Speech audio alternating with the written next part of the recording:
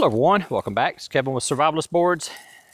It's out here the other day walking around. I was going to till up this little spot of land right here in the backyard. I need to do something with the old chicken yard. I mean, it just doesn't look good. It's old rabbit hutch. I'm not doing the rabbits anymore. I've got too many wild rabbits. I don't need to raise rabbits. I've got wild rabbits right here in the backyard. The run from whenever I had it. Out here walking around, I was like, oh wow. Y'all see that? Some of y'all may not realize what that is. Get down here and explain it to you guys. This is squash. This is squash that came up from seeds from a squash plant that was here last year. Say last 2017, I did a project where I germinated decade-old seeds. I held up the little package, showed y'all the date on it. And it was something, I don't remember the exact date. It was sold before or made for 2017. The seeds were bought in May of seeds were bought in May of 2007. They didn't have 2017, they had 2007. And this is where the squash plants were. And at the end of the year, I took and I bush hogged this down with a tractor. And I guess there was a squash in there, a couple of them, because now we've got squash plants coming up. And so instead of planting squash, I'm going to cultivate these. I need to get some fertilizer on there. Probably going to use some chicken manure and some potash like what we did with the tomatoes. And I'm going to see if we can get these to grow. So these are seeds from 2007 that we planted in 2017. They were a decade old. Grew squash with them. Mowed them down. The seeds at the end of the year. Mowed them down with a bush hog. They sit out here all winter, and now here they are sprouting. And look at this. Some of y'all may not realize what this is. This is green onions. This is a green onion, guys. That was planted last year. And that's a green onion. Right there, guys. So that's the importance of having heirloom seeds.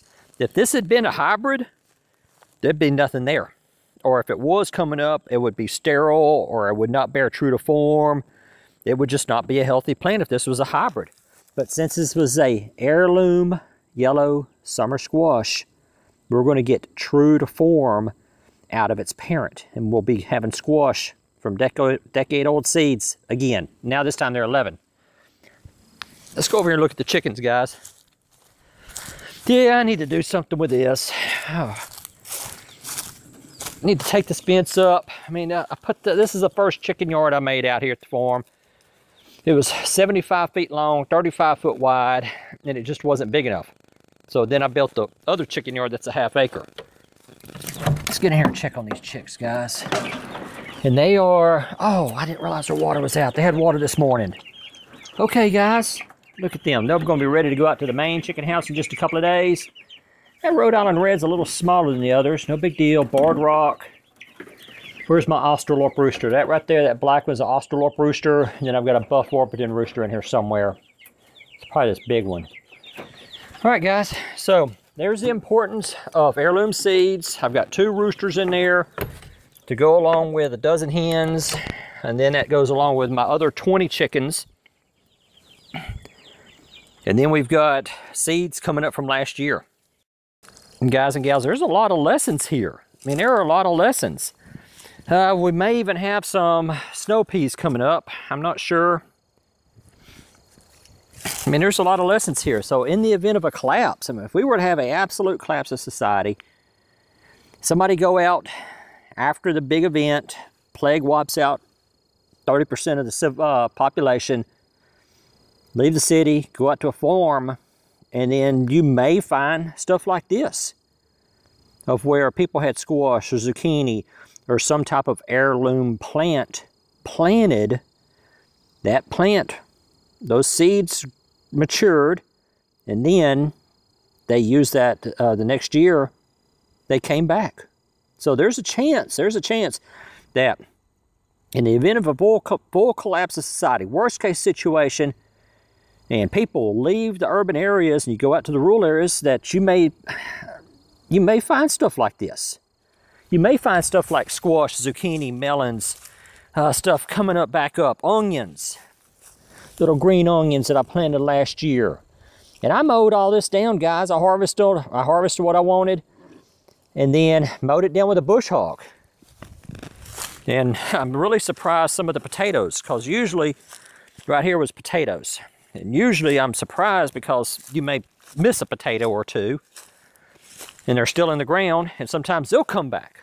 So if you go out to a farm, I mean, you may have potatoes coming up right here. You may have onions, you may have garlic, you may have heirloom squash or zucchini or some other type of heirloom plant out there. All right, guys and gals, I just wanted to share that with y'all, and I'm surprised, but then again, I'm not surprised, because this happens from time to time. I'm sure a lot of y'all that have compost piles are going to say, in fact, I talked with Sean off the forum last night, and one of my administrators, and he was talking about how he had a compost pile, and he threw stuff out there in his compost, and it started growing, and it grew great. I mean, right there on the compost pile. All right, guys and gals, I'll keep y'all updated. I'm rather excited about this, and I will talk to y'all later.